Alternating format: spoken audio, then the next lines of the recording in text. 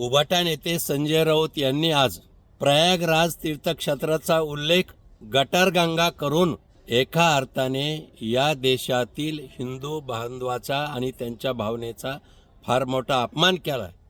ज्या कुंभमेळ्यामध्ये या देशातील जगाच्या पाठीवरील नाही म्हटलं तरी 70 कोटीपेक्षा भाविक भक्तांनी स्नान केलेलं आहे आणि हे महाशय म्हणतात की गटारगंगेत डुबकी मारून लोकांना आणलं। लाज वाटायला पाहिजे संजय राऊतांना। भारतीय रूढी परंपरा संस्कृतीचा अशा प्रकारे तुम्ही अपमान करता। गटारगंगा नव्हती तर प्रयागराज म्हणजे एक पतित पावन तीर्थक्षेत्र आहे आणि त्या गंगेत स्नान केल्यामुळं मनस्वी आत्मिक आनंद भाविक भावकांना मिळतो। आणि म्हणून संजय राऊत तुम्ही या देशातील कोटी कोटी हिंदू बांधवाची जाहीर माफी मागायला पाहिजे अशी मागणी मी करतो।